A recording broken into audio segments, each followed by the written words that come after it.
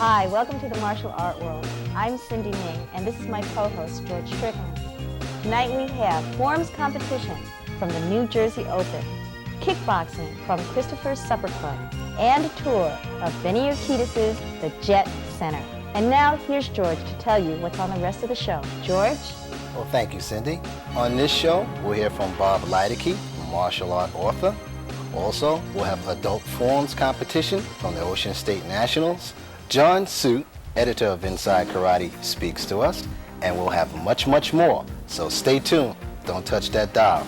The martial art world is sponsored in part by Inside Kung Fu and Inside Karate, the finest martial art magazines available anywhere. Look for them today. The martial art world went to Kevin Thompson's first annual New Jersey Karate Championships. There were many dignitaries present, the competition was fierce, and we're going to show you a surprise forms grand champion. We are watching the Grand Championships forms competition. George, we saw this young man do his form earlier, and he is extremely adept. Take a good look at this young man work. This young man is intense. Very intense, George.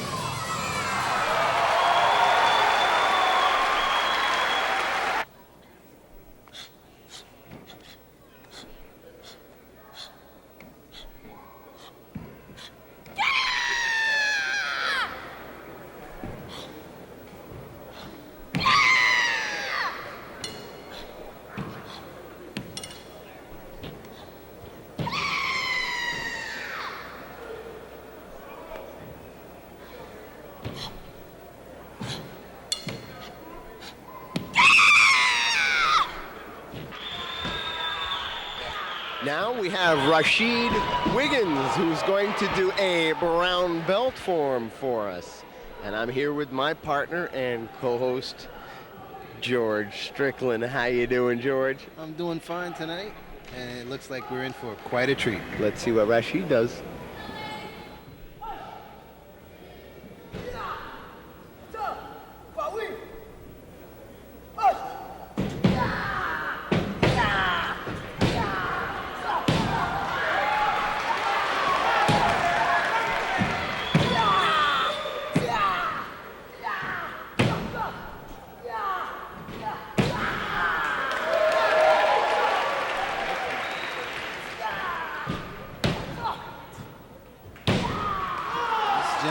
focused. He has great intensity, very precise with his moves, and he's exciting the crowd. Those moves have serious intentions, George. Most definitely. You get hit by that side kick, and they'll be waking up.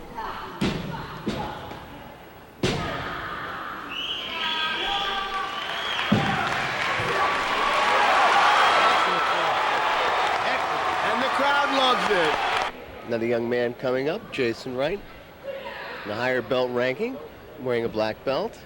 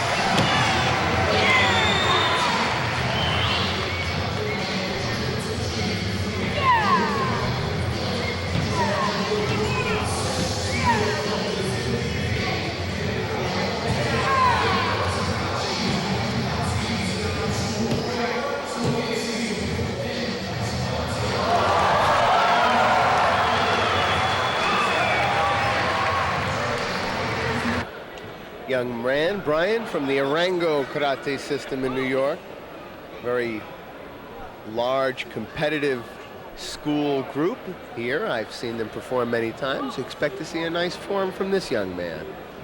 The very patriotic red, white, and blue striped top. Here he goes.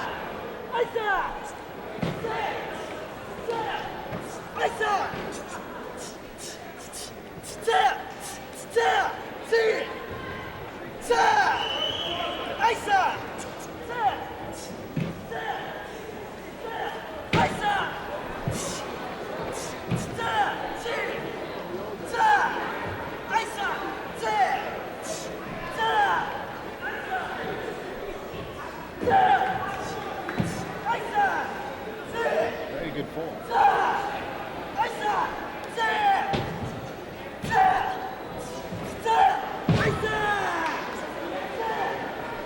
He's working that form, John.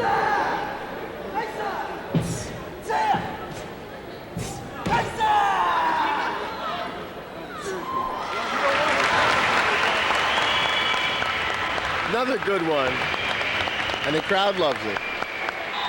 Here comes a young lady. Not very big in size, but I'll bet that she's going to be big on excitement for this crowd. This is the Tanya future. Frazier. Well, this is what the little kids, they like to do. They watch their older brothers and sisters and their instructors, and they try to replicate that.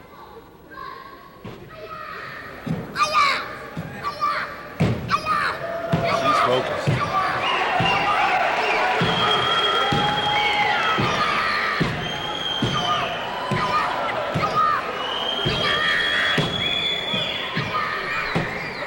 I know one thing. She certainly gained the respect of everyone here. You got my vote, George. And I know in school she doesn't have any problem. Not unless it's high school kids.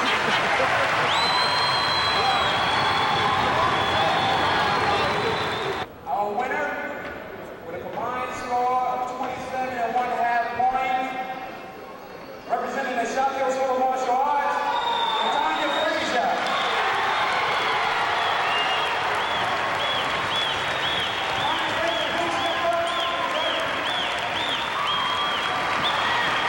Well, George, it seems like the littlest girl here is going to get the biggest trophy in this grand championship. And you see that man right there, Rico guy, he really liked it. He really enjoyed watching that little girl do her thing. And I could see when she came out and announced herself, a little tiny smile showed on his face.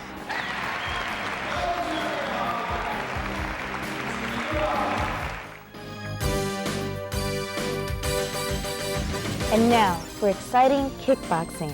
at Christopher's Supper Club with commentators John Burke and George Strickland. Introducing in the red corner in his amateur debut. He is 17 years old. He stands 5 feet 6 inches tall. He weighed in at 131 pounds. Welcome, please, from Hicksville, New York, Labody. There's someone named Lou. I think the crowd is chanting Lou. Most definitely. And in the blue He picked a good fight to start off with, I'll tell you that. The local 5 feet 2 inches tall, 133 pounds.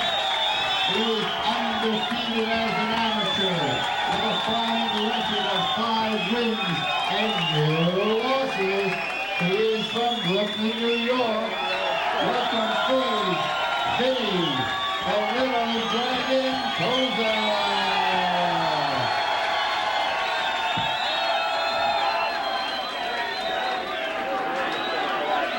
Okay, we got a local favorite, the Little Dragon, Vinny Posa. He's in the blue corner fighting Lou Labody. And Lou is definitely going to learn what it's all about. Starting off, he took a very, very tough match here. Well, I've seen Vinny Posa fight before. A lot of fun. Vinny, the Little Dragon Posa in the black pants, Lou Labody in the red pants. And I guarantee you these fellas are going to come out fighting. And they're ready to rumble, and the crowd is ready to watch. Vinny Posa's got that golden helmet on. Labody's got that black helmet.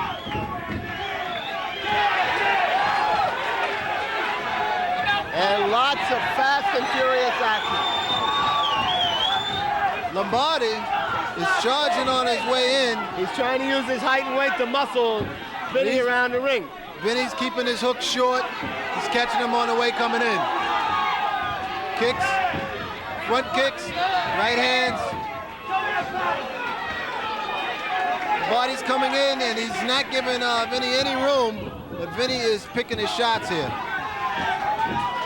He's trying to get a little maneuvering room. He's countering quite well.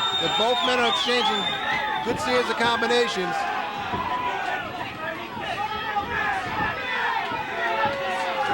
I'll tell you, A lot of hands, John. Labody has thrown about 50 punches in the past. I mean, he just keeps coming and coming. I don't know if he's going to have much left. Well, he's leaning forward, and if he gets hit with an uppercut or a hook, he'll go right down on his nose. And Vinny's the guy that can put him there, no question. Right hand after right hand. A little bit of wrestling going on.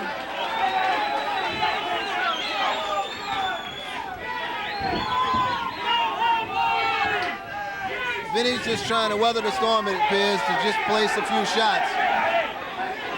Lou Labody is throwing his load, definitely. He's going 100 miles an hour. He's got 3 rounds. You have to save some gas. Good right hand. Good right hand.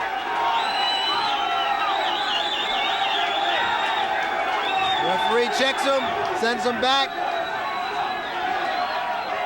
You got 3 rounds to go here, 2 rounds to go. And it might not make it. Saved by the bell, George. I think you're right, George. Labody's nose is bloody. But he came out and gave it his all. I hope he's got some left.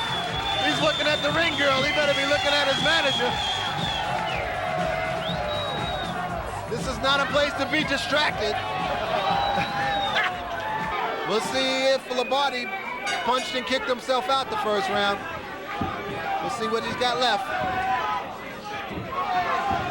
Good exchange. Front kick, side kick to the chin. Nice one. Very well placed. Very calm.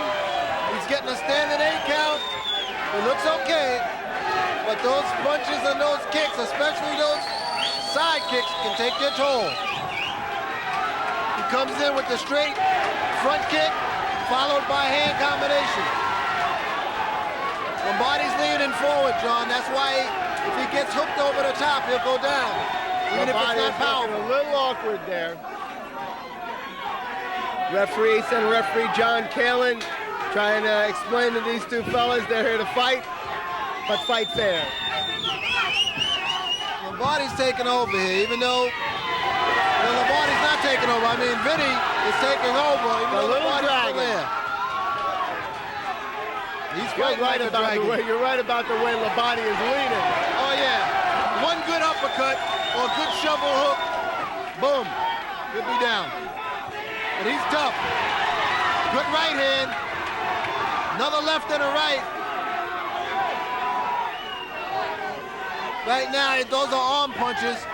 He's taking 2-to-1 shots every time he comes in. He's getting another standing 8 count. He's saying why I wasn't hurt. But nevertheless, another standing 8. That's 2 in this round. He's got to make up a lot of points here.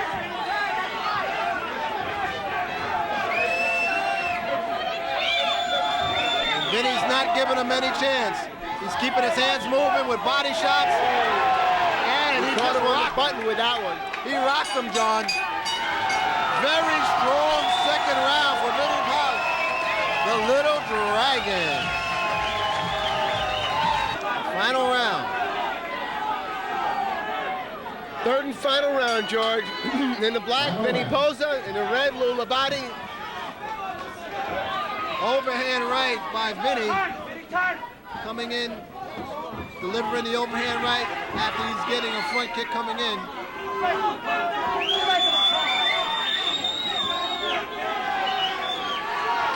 Labody leaves himself open when he throws those kicks. He comes right into range and Vinny nails him. See, he's charging. That was just a brush, not a knockdown. A little sloppy because he's tired. A warning from John Kalin, no hitting to the back of the head. A little spinning around by Vinny. Vinny uses that straight front kick and he comes in with the hand combination. He's looking for that right hand. Oh, he landed 3 in a row, John. 3 nice ones, and he was looking at every one. He's going to get another standing 8 shortly. He didn't get a warning there, but he should have, but he didn't. Yeah, Vinny is rocking him. Vinny is definitely sizing up his punches now. He's very clear-eyed. Yeah, Labody's not keeping his hands up. He's taking a lot of shots to the head. He was trying to keep his hands moving constantly. But he's got a jaw on him because he's been nailed several times. Just leaning forward, a body shot and an uppercut will drop him. But he's a tough guy, I don't know. The crowd is exalting Vinny. But Lou looks like he's gonna survive.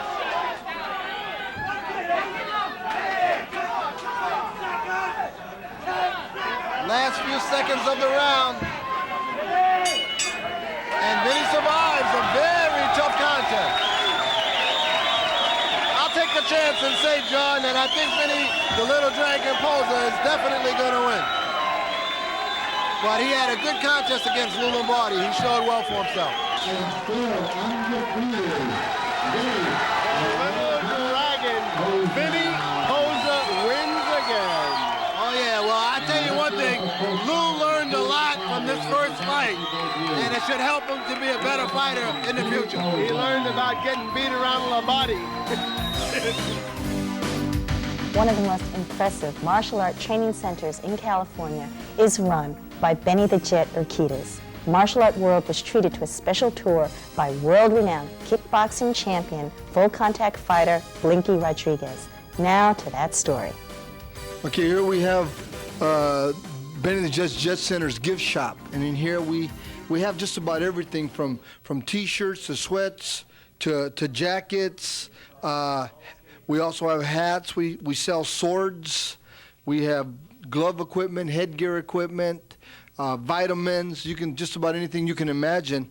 In here, you know, you'll see some of the designs we have. Benny the Jet's kickboxing, world class. Here's a different look here. We designed our own stuff. And there you got a shot of Benny throwing a spinning back kick in some fluorescent colors. Everybody likes fluorescence. And then over here we have jackets. All this is embroidered real nice. And then we have one item that's really, really a hot item, but it doesn't sell that fast, probably because it's worth about $1,300. But look at that jacket. You have hundreds and hundreds of rhinestones in it. It says Boxing International Warrior. On the front it says Combat, Karate, Strategy. So it's just, you know, and a picture of Benny doing his famous jump side kick. And right over here we have a glass case, and in there we have videotapes, instructional videotapes. We have Jet Center caps. We also have World Championship belts in there. I don't know if you can catch them from the glare of the glass, but the one black one is the one that Peter Sugarfoot Cunningham took away from the Thai champion when he fought Sakkad here in the Celebrity Theater in Anaheim. And on top you have one of my belts, one of Lily's belts, and one of Benny's belts. And as you can see, we have a variety of different types of martial arts swords. And so, you know, the gift shop here has a little bit of everything. From, like I said, vitamins, a suntan lotion, to books. Maybe I can show you Benny's latest book that we just barely got it in a couple of days ago. That's barely now going to go into distribution. And it's called Benny the Jet, Karate Dynamics, the Aikido system. And it breaks down the whole Aikido system, how it derived from the family, how we did it kind of collectively and so forth. And then Benny had the vision to go ahead and put it into a book format. And it's out there for everybody to have. Call direct, call collect, si habla español. What we have here is we're just getting ready to open next week. Is going to be our health bar with juices. It used to be on the other side. We did some remodeling since the last time you were here. We're going to have salads, juice bars, pasta. We have sandwiches. We're going to have a whole variety of good stuff that we're going to be selling here. Up on the wall here, you'll see there's just a variety of front covers that have been shot over the years. Right there, you know, that, you know, we got a chance to show off there. We try to stay humble. Martial artists are known to be humble. And then on the walls, we have some awards that we've won from the mayor's office, from the state senate, a couple of things there. We have some other awards over here from the city, and just accommodations for our work in the community, working with underprivileged kids, just a whole bunch of stuff like that. Then right here, you'll see a couple of magazine articles on my wife Lily and myself. There, they got me. I married the toughest woman in the world. How am I doing, huh? Tough lady. And then over here we have our wall of fame where we have a variety of different shots. I got a nice shot there with Mike Tyson, and my wife Lily's there with Priscilla Presley, and Benny's up there, you know, with a variety of different people. And then if you take a look right up here on the wall, me and Benny are riding side by side right there. We both got put in the Karate Hall of Fame at the same time together. So we got our plaques, you know, leading before we go into the dojo, we put our plaques right there. And then coming through, members only. See, you got to be a member to get past this point here. I'm going to make you guys honorary members today so you can come through, huh? From here, I'm going to take you guys right into the Benny the Jet Center shower facility room, okay? And in here, what you have is you have our lockers, complete lockers, our vanity here for shaving with outlets and everything. And then right behind you, we have our hot tub. We got our jacuzzi. We got our shower facility over here with 5 shower heads. And then we have our steam room, which thank God it's not on right now, so you can get a good shot of it. The Jet Center originally was an old bowling alley. We took it, we renovated it. It took us a little over a year to finish it. So we put a lot of time and a lot of hard work. We've always believed that you got to do it from the sweat of your brow. And so here you have the men's locker room facility. I'm going to take you from here, and we'll take a little cruise down memory lane. Women have their own locker room facility here at the Jet Center. They have their own steam room, their own showers, and nice elaborate pinks and blues and grays in there. And you know, they have a great time. I'm going to bring you guys down to the training floor now. And here's where we have all of our workouts. We have our We throw fight shows here. We have our membership instructional classes here. We've shot numerous movies in this room here. We've done Mike Hammer, just to name a few, Hunter, Murder, She Wrote, Scarecrow and Mrs. King, Jake and the Fat Man. We've just done so many different things here. Kid Gloves with Gene Hackman. We've done the Diet Coke commercial with Sugar Ray Leonard. On and on and on and on. I couldn't really name them all. But we've done a lot of stuff. So the Jet Center in reality has become a very famous for locations because it's a clean gym and the atmosphere is right. So people from Hollywood are out here all the time, asking us to be able to rent the facility here to do motion pictures. Also, I don't know if you can catch that, but up on top where the lighting is, we got some black stage lighting. So what we do is we move the ring to the center of the room. We put 500 chairs in the Jet Center training floor where we can throw amateur and kickboxing shows so that we can, in fact, nurture our amateurs and bring them up through the ranks slowly so that one day they can reach that great expectation that they have to travel the world and be champions. This is called the House of Champions. And we'll take a walk back from here. The ring is a 20 by 20 ring on the inside. It's 24 by 24 on the outside, so it leaves us a lot of room so that we can both punch and kick for our fighters. Walk you guys right back in here, and we have our weight room facility here where we have all free weights, and we've had machines here, but they didn't really go over real big, so we just came right back with the old-fashioned, free weights and. Hey, we got a young man pumping up right now as we speak. But nevertheless, that's the Jet Center for you. And the Jet Center is a dream that my brother-in-law, Benny the Jet, and myself have had 12 years ago when we were in Tokyo, Japan, in a hotel called Hotel New Japan in Akasaka. And we dreamt of this facility that one day we would have. And sure enough, it became a reality. Yes, sir. How can I help you? My house. Now can I learn here? The keys to my house, my car. Now can I? You can. Okay. You got it. Thank you. You're welcome back anytime, Mr. Wallace. You just have a great day and be careful. Such great people. This is where we teach people how to protect their wives and their wallets. Right here at the world famous Benny the Jet Center. We'll see you, Bill. This was a bowling alley back in 1982. It was an inoperable place, and we just phenomenally closed a 2-day escrow on this place, and it took us a little over a year to renovate it. People thought we were crazy. We told them what we were going to do here, and they just thought that we were a little in over our heads. But, we're true warriors at heart and at mind, and we put everything we had, not just Benny and I, but there was another guy that came aboard named John Soet at the time, who was a general contractor, who also caught the vision that we had, and we were able to, boom, here's the world-famous Benny the Jet Center.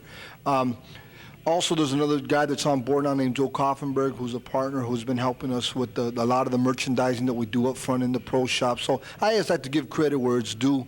And at the same time, the Jet Center's here. You heard Bill talking about the Jet Center as a mecca. I would like to also think that because they come from near and far many times just to see the Jet Center.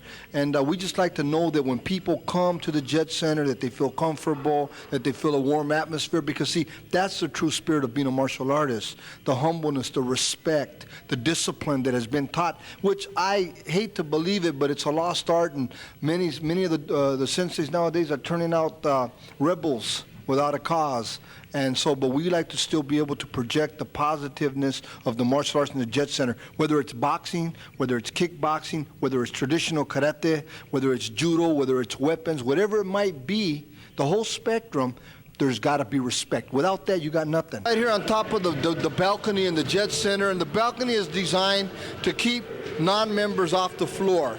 The worst thing that you can do is have your training floor cluttered up with people that are just looky-loos. So what we do is we have a balcony area up here where people can come up here, sit down, and be able to view what's going on out there on the class, watch their children, watch their husbands or their brothers. And if they are interested, they can inquire. They get taken on a tour here at the Jet Center. And then if, in fact, they want to try the membership out, we do a 5-lesson introductory course that prepares them for an instructional program. And on top of that, it also lets them become familiar and comfortable with the atmosphere here, and we get a chance to evaluate them and see what kind of people they are, and see if in fact we want them to train here. Well, I guess I'm gonna go ahead and let you guys all know where the Jet Center is located here in Los Angeles. We're in the city of Van Nuys, and we're at 14540 Van Nuys, California, Our phone number is area code 818-780-6774. It's been a pleasure talking to all you people out there, and I just want to say so long.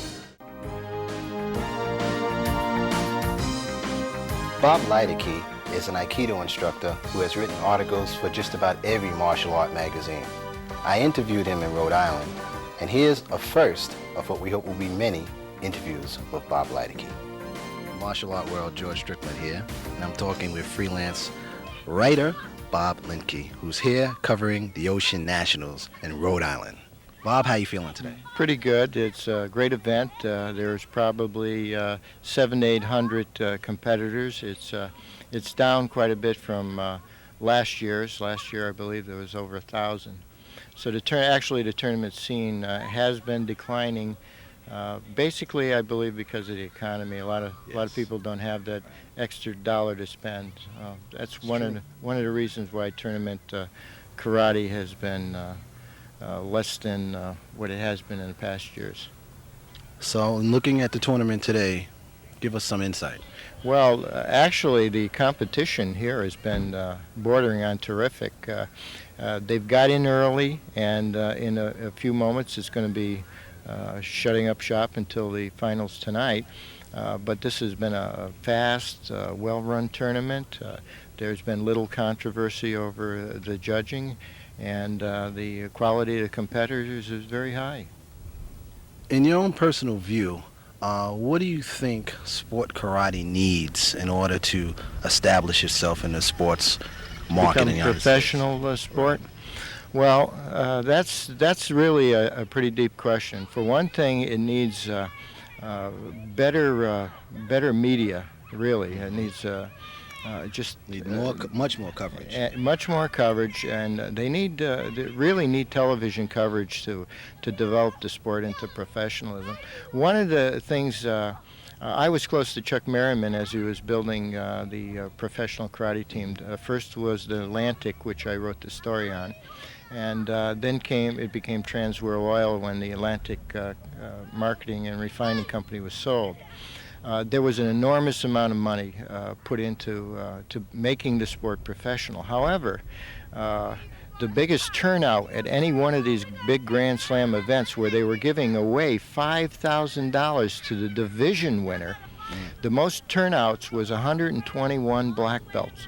Why they never supported this? There would be 300 or 400 black belts at any average national tournament, and yet they never supported a man, whether it was personal feelings on the part of the people who had control of the various tournaments, or whether it was somehow just not carried very well. Whatever the case, karate still has a long way before it can become professional. It really does. It needs a collective unity. It needs unity, but the fact is that you don't have unity here. Every time you turn around, there's a new organization. There's many rating services that I had spoke to Mark Reeves earlier about the fact that there is a lot of rating services, and everyone has a number one. Yet, who is number one? I mean, just collectively, if everybody was able to organize and get together, then we'd have power.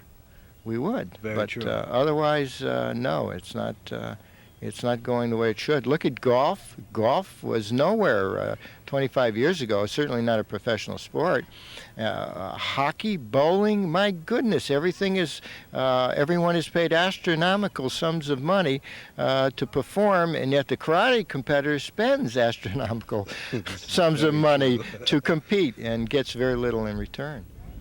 Well, the love of the sport is what's keeping it going right now, but now they need the unity and collective business. Absolutely. The competitors, which are the lifeblood of the sport, are not always treated as fairly as they can. However, Don Rodriguez has been one of the top promoters in the country, and he has always bent over backward to see that the competitor was treated fairly, and that his event would run smooth, in and out quick, and that's the way it has been. I give Don a lot of credit for the kind of promoter he is, as well as the person he is. He's a great guy. Tell us a little bit about your tape. Well, I have a tape Aikido self-defense tape that I'm marketing through Gong International in Oakland. And the tape is an hour long, and I demonstrate Aikido self-defense, which is becoming more and more popular, of course, because of Steven Seagal, his movies, Above the Law, Hard to Kill, Marked for Death, Out for Justice are some of the biggest grossing films at the moment. And Seagal has gone from unknown to a superstar in about a year and a half. However, his persona, I believe, is the same on the screen as is off the screen. It seems very intense. Yeah. Well, Aikido people are generally like that, and very free-spoken, as Seagal is. He says what he feels, whether people like it or not. Just like you write what you see. That's right. A lot of my articles are controversial, and some people get mad at me for writing the things I do. And I do knock the karate scene on occasion when I find that things aren't going right. I point out these things, and not everybody likes them. Well, if you don't have any faults, then you finished or completed whatever it is you're supposed to do. So we all have faults. As Ed Parker, who recently passed away, once said to me, he said, "Bob, there's a skeleton in everybody's closet." It's true. So you can live by those words, and Ed was a great guy, and we all miss his passing. Yes, we do. Yes, we do.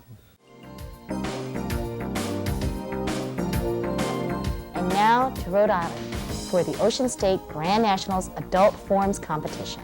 Okay, we're back in the martial art world, and we're with the Adult Forms Grand Championship competition right now. Who are we looking at, Joe? This is a real good friend of mine, Richie Brandon. Richie's one of the, again, top Wu Shu competitors, and the form he's going to demonstrate, I believe, is Chang Chuan or Long Fist, or Tengbei, which is ground fighting form. Now I'll tell you, if anyone takes chances, it's Richie Brandon.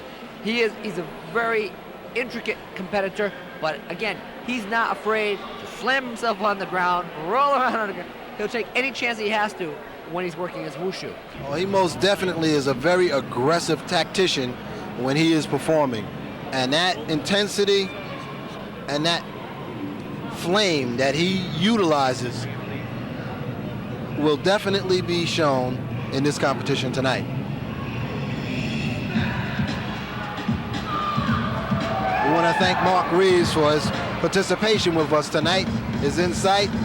We can't thank him enough. Joe? I'll tell you, watch Richie go. This man is going to incorporate many different systems of Wu Shu. Beautiful jump spinning reverse pressing kick. Again, he demonstrates the variations of a long fist, drunken style, eagle claw boxing, beautiful aerial cartwheel there. Again, and that's what's the key about Richie. He'll diversify and incorporate different styles into one set form. And that's what makes him a real true competitor and one of the top people in the country. Incredible flexibility there on the part of Richie Brandon. Most definitely. I think of some of the moves that he does, and then I realize why I'm sitting back here watching him do what he does. You and me both, let me tell you. I've had to, matter of fact, in '89, I had to compete against Richie on several occasions. Again, at that time, Mark was mentioning before about the separation divisions. Prior to that, I being a Kempo stylist and he being a Wu Shu stylist used to be in the same division together. And I'll tell you, I have no shame about coming up second to Richie Brandon. Beautiful series of butterfly kicks there on the part of Richie Brandon, dropping into a full side split. And that's what makes him the best. Beautiful series of ground sweeps there. He has one particular technique that he's very well known for, where he does a series of frontal head flips as well.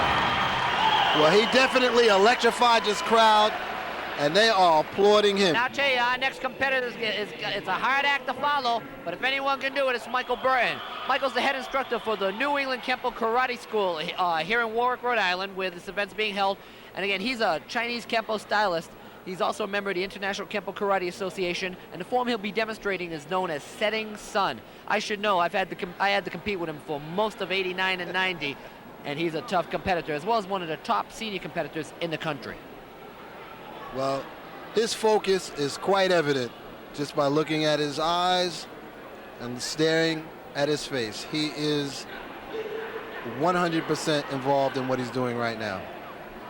The power, the direction, The intensity is there.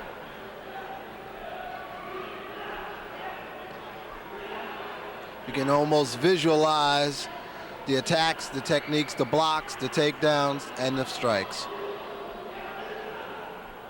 He's utilizing the entire ring, and he has a flair to what he does. Oh, he definitely has a flair in his technique. Again, he's a very traditional martial artist in the aspect that he's not no one's afraid of hard training, but especially not Mike Burton. We talk a lot about his self-defense techniques with his students, where they utilize live weapons. He incorporates it to the point where all of his students are working against live blades, firearms with blanks in them. He wants to ensure that his students are ready for the streets and are practicing street-oriented Kempo. Excellent form. Even he said yes at the end of his form. He feels he's hit the mark. And the men's winner, Richard Brandon, the winner tonight.